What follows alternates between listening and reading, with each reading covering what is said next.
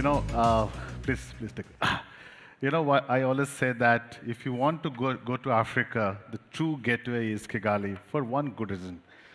First time when I went there, I was just amazed that it looked so beautiful, better than Singapore. For one good reason that you have done such a wonderful thing to the country in terms of keeping it clean, zero litter, it's safe country, almost like Singapore, and you've done with all the beautiful nature around the whole country. And I fell in love with Kigali. And I fell with the country Rwanda, and we decided we will go there. Doesn't matter what who says that it will be our gateway to Africa. That's where it started. Singapore's love for the fintech love for Singapore with Africa through Rwanda. I thought it's best for us to get the story out. It is one of the most untold. And I saw in BBC in the flight recently. There's a story about Rwanda, and there's a BBC documentary. Somebody went there quietly and did a nice, lovely documentary. Such a beautiful piece of work. Somebody should see it. So let's start the discussion. And before I start, I think the best way to do is that the KIFC man should talk about why people should care for Rwanda. How does the center does a key role? What kind of role it plays, and what policies you have where Asian investor, particularly, when they look at Africa, they should come and open an office in Kigali. Help us to understand as simple possible why should we go there and what is that good about your center's policies which helps us to think about Africa as the next destination of great investment. Yes, thank you, so. As you mentioned, Rwanda is a destination that no one should miss out. The Kigali International Financial Centre is a flagship project of Rwanda to have Kigali and Rwanda as a whole as the preferred international financial center for international investments. Now, if I'm to just give you context, right now, the GDP contribution of the financial sector in Rwanda is 3%, and that's why this flagship project was put in place to spur this GDP to 11.8 by 2050, and we'll be looking at being a high-income economy. So to bring back now the wider picture, we have in the last 4 to 5 years carried out a lot of reforms. Investors want to know how best should they structure. So these speak to different investment vehicles. We're also looking at complying with international standards, which we have done, OECD and the FATF, because it's one thing having investment in a jurisdiction, it's another issue to be compliant. So compliant is part of what we do, and it's part of our DNA. So when you now come back to what we're doing today, if you look at the Kigali International Financial Centre, we are not only looking at investments into Rwanda, but we're also looking at capital deployment in Africa. So we bring several collaborations. We are part of several regional blocks, and across Africa, we also have several partnerships with different IFCs. So basically, in a nutshell, this gives you comfort, and you can rely on the legal framework, its stability, and transparency. Thank you. Can I have a simple question for you? If I invest in Africa, I make a decent return. Can I repatriate all the money out of Kigali with no friction? Sure. So one of the incentives that we have free profit repatriation, and we also mentioned about other tax incentives like zero taxation on dividends and royalty payments. And if I understand, you have no FX controls, you have no capital control. Correct. So we almost sounds like a Singapore. So I think we should go and put money in the African asset through Kigali. It looks like very similar structure, and as I said, rightly said, it's a stable government. There's a sense of discipline there, and I think the policies are quite stable there. For an investor, this all matters. Sure. Now, Minister. I'm a big fan of you. Okay, before we talk about business, and you have always been a source of my public discourse that how Rwanda has created such a wonderful leader, especially women leaders, and you represent that whole Rwandan culture of promoting young, capable women to great leadership position, and you do uh, express you as the IT minister and your interesting role around the world does reflect that culture. And plus, we are grateful to have you as our GFTN's International Advisory Board, and we'll be extremely uh, well educated about the future of finance through your leadership. Now, hard question for you. Is the IT good in Rwanda? The IT is great in Rwanda. It has actually enabled so many industries, including the financial services industry. And just to put a bit of figures to that, today over 77% of Rwanda's adult population is connected to financial services leveraging the mobile technology. And that is the power of making sure that we have the right infrastructure in place to ensure that access for our Rwandan citizens and population is there, not just access to financial services, access to education, access to quality life, access to healthcare services. Mm-hmm. And this has been an intentional effort by the government. This is our 24th year when Rwanda strategically decided to put IT at the heart of every policy and strategy that we're implementing. And that meant that we needed to put in place the critical infrastructure, broadband connectivity. Today we have about 93% population coverage.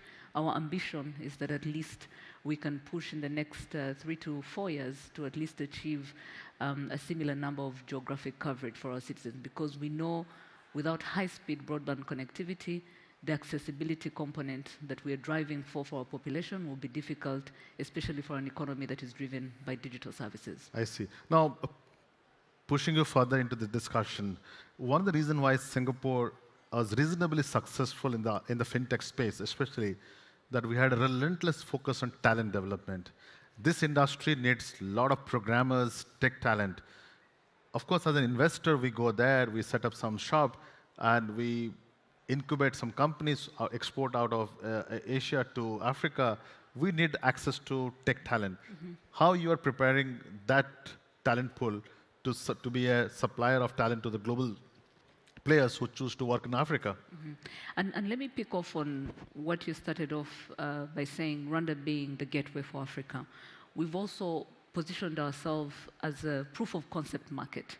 A testing ground for all digital innovations in different industries and sectors.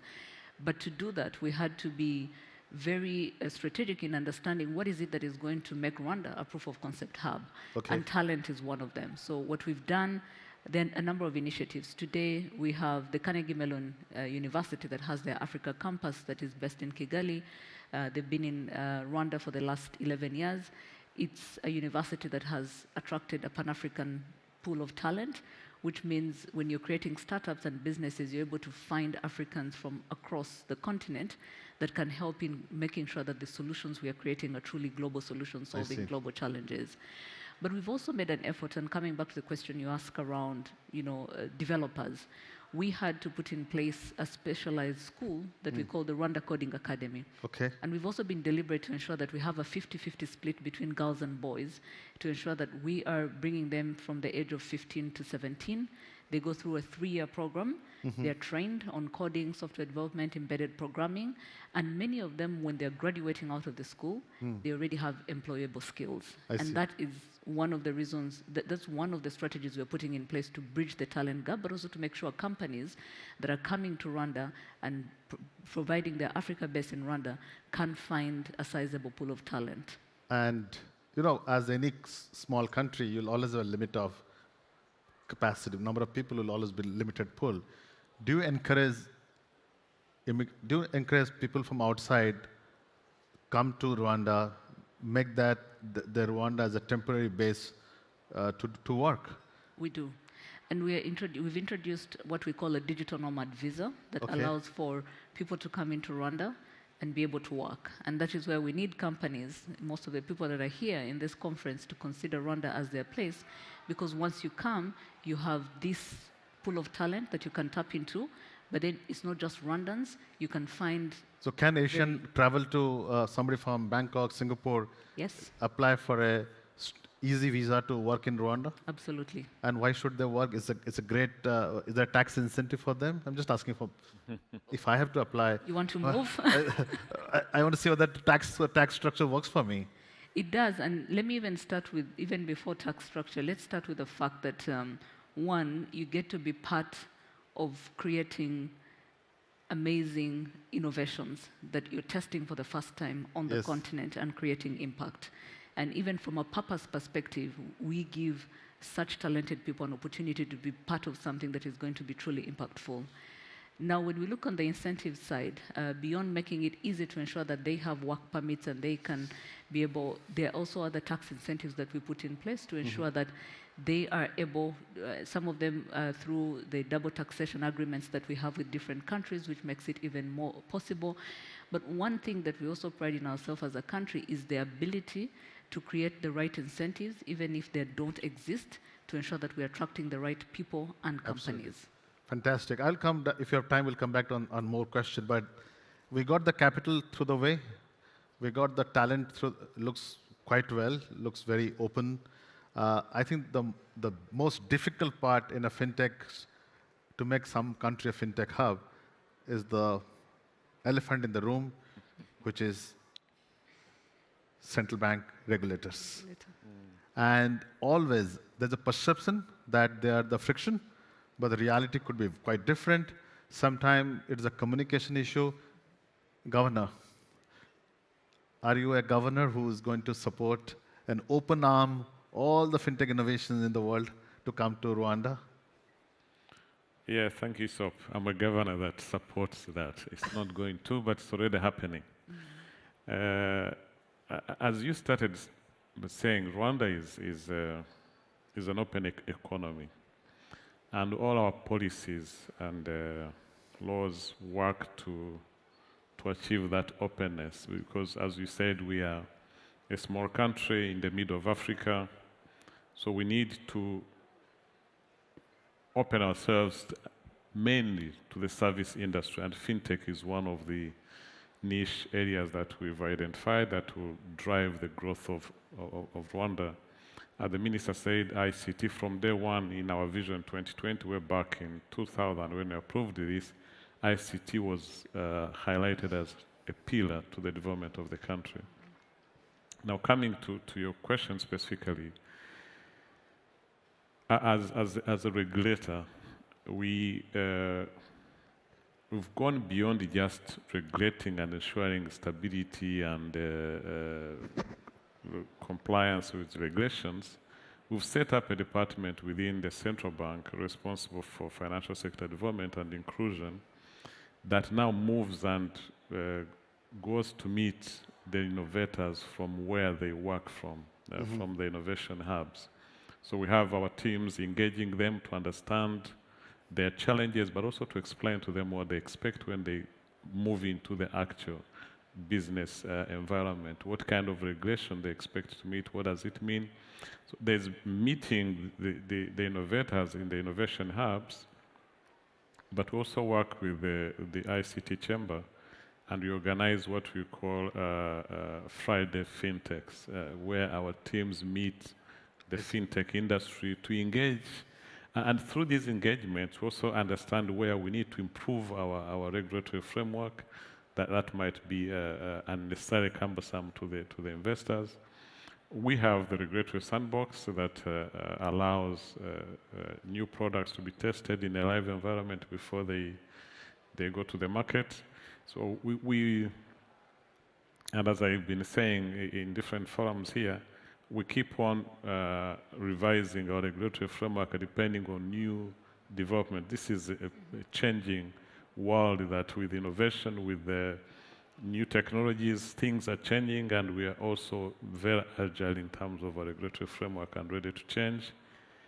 Of course, stability is key, but we do it in a way that supports innovation. So we are aware of that. We try our best to balance the two.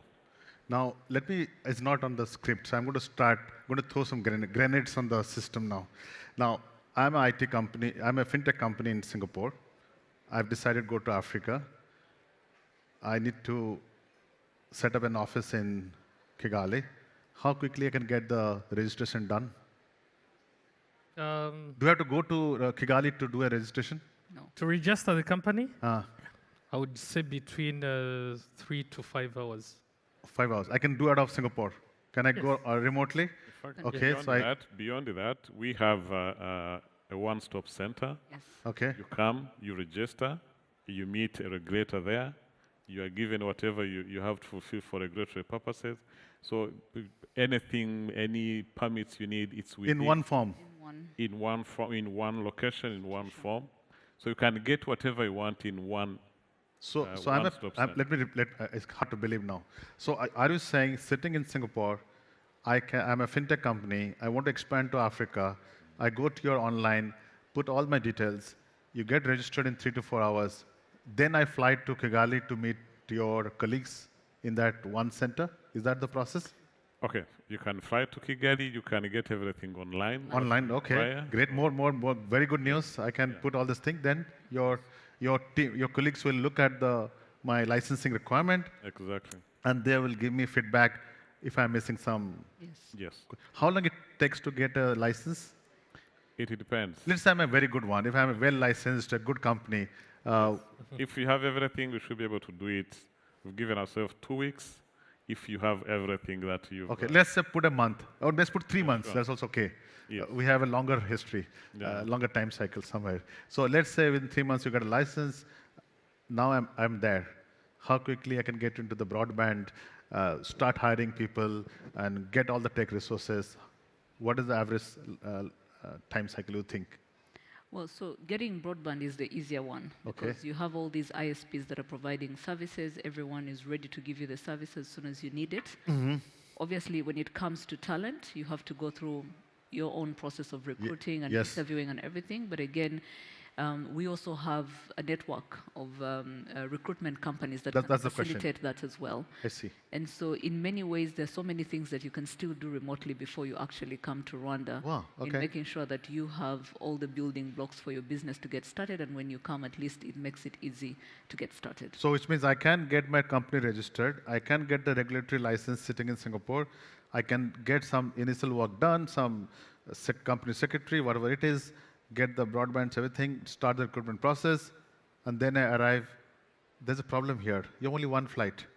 We have to go from here to Qatar, and Qatar is one flight. So we need to have more connectivity. But we can take that pain. We But can work that's on that. coming up. Yes. Top. Oh, As you we say can- that, I think as part of this openness, Yes.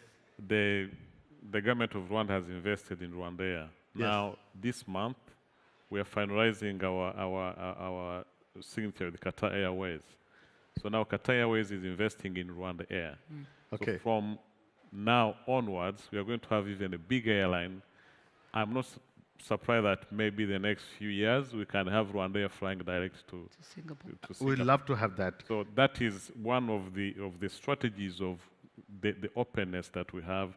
Again, you are saying doing it online. If you wanted to go on the plane, fly to Rwanda, easy. Free entry, you don't need to apply for a visa, whatever. So there's open entry to Rwanda. You get a 1-month visa as you enter in most of the countries. It looks like Singapore on Red Bull. Yeah. We learn from the best. Exactly. So, well, absolutely. The reason I ask this question because that's a simplistic way to understand how wonderful the Rwanda system has been, which I think we need more education in Asia to understand the value. Now, a bit of question on the capital side. Do you attract investors who come to Kigali and you match the capital if they're looking for raising capital within the continent? Do you have some kind of investors pool under the KIFC structure? Sure.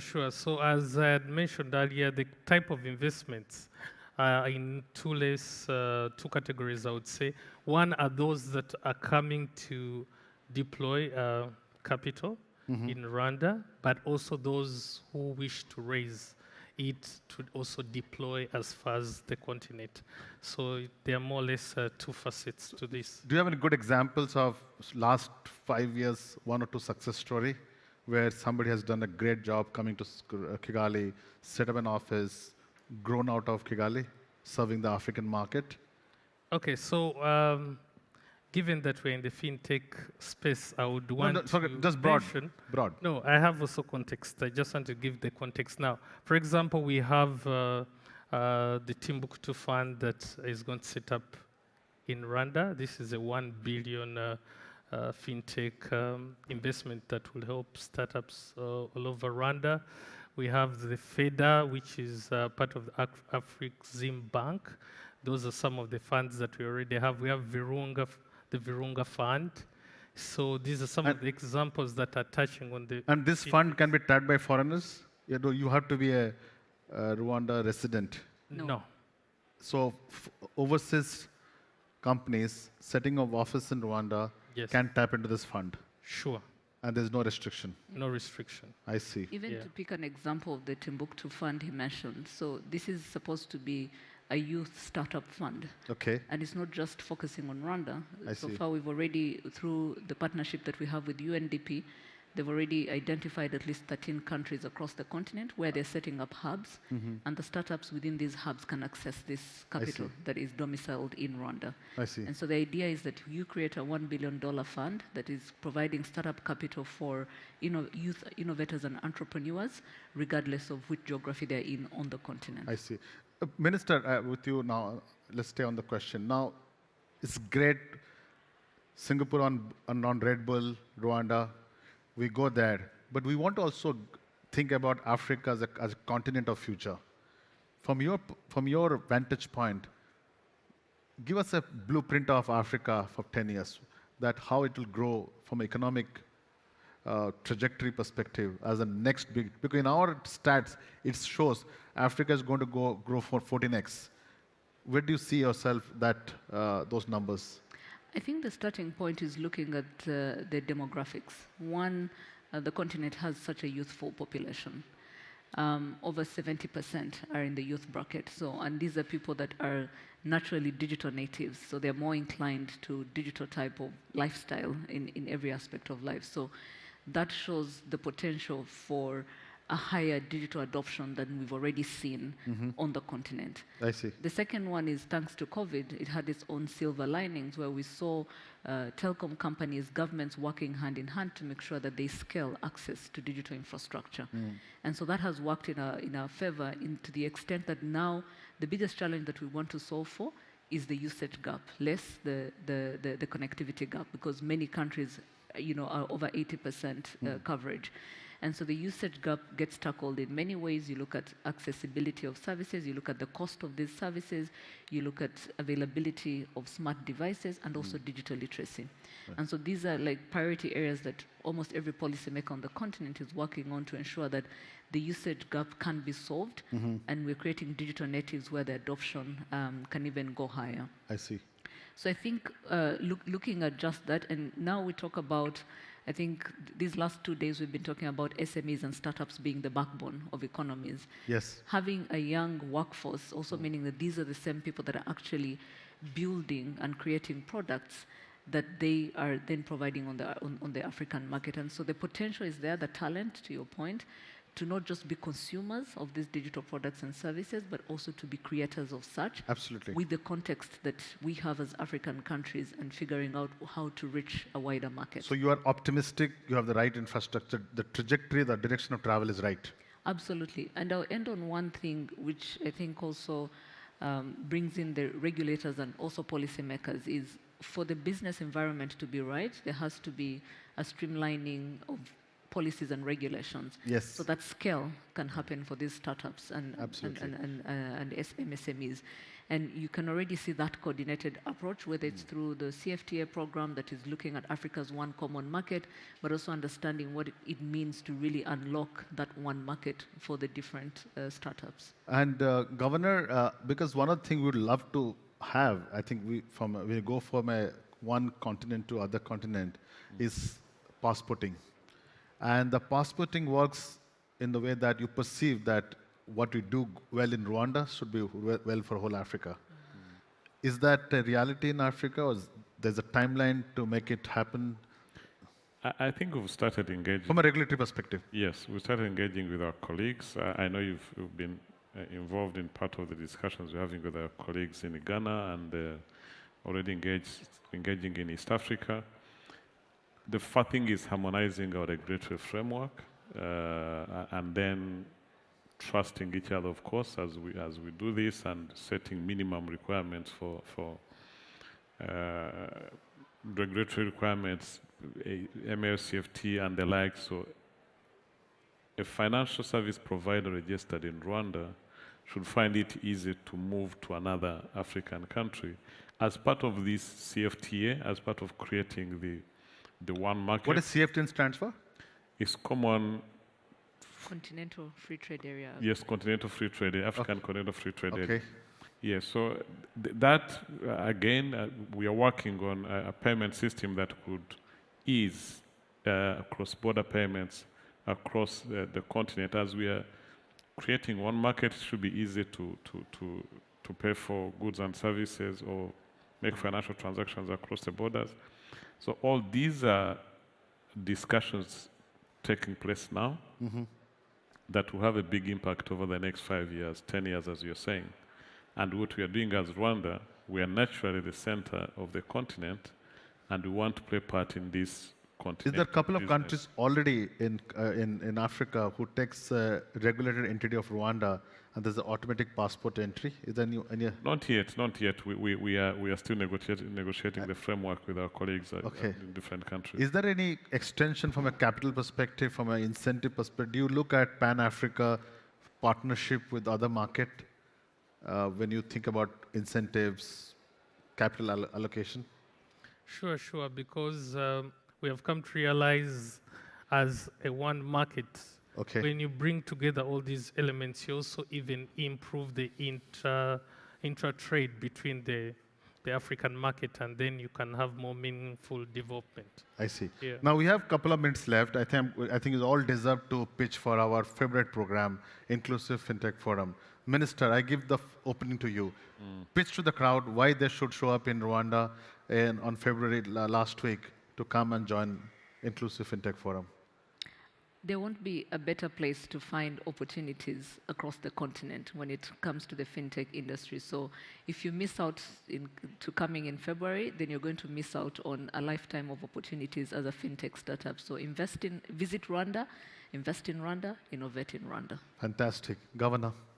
Yeah, I think we can say what you see here, what we've been experiencing over the last 6 days in the Singapore Fintech Forum, is what they should expect when they come to Rwanda. We are looking at bringing Africa, and we expect to see many colleagues coming from Asia and from the other parts of the world to connect and make business. So the Kigali International Financial Centre is focusing on fintech as a niche area within Rwanda, and therefore what we are trying to do in February is to bring all the policymakers, the innovators, and the funders together in Kigali, and think about beyond Rwanda. We are looking at Africa, and we're looking at linking Africa to the rest of the world through the Inclusive Fintech Forum. As the theme says, we want Africans to be economically included. So it's economic inclusive for... Fantastic. Yeah. The last word. Yeah, so for me, I would just work off the recent World Bank report, 2024, that showed that Rwanda was third in ease of operation. So that's what I would say. Come, learn what we do, and we'll surely provide that red carpet you need. Thank you. Nobody spoke about things other than work. Anything we can do other than this serious work business, which I don't like a lot? Anything exciting beyond that? That's why I said you have to visit Rwanda. There's more than just business. Give us a hint. What can we expect there? Well, you can visit the gorillas. Of course, very expensive. No. We shall work out. you first come and invest, and we'll figure out. Okay, it comes as your package. Okay, at least that first 2 visits should be discounted for us. I do understand why you have to spend money for a very precious part of our ecology, and I appreciate that. But give us a discount. We Asians love some discounts. So when you come, make sure to bring at least 500, and let's have a conversation. Thank you. We come to Rwanda, we'll have a great time and some discount ticket to watch gorillas. Thank you very much. Thank you. Thanks for joining me. Thank you.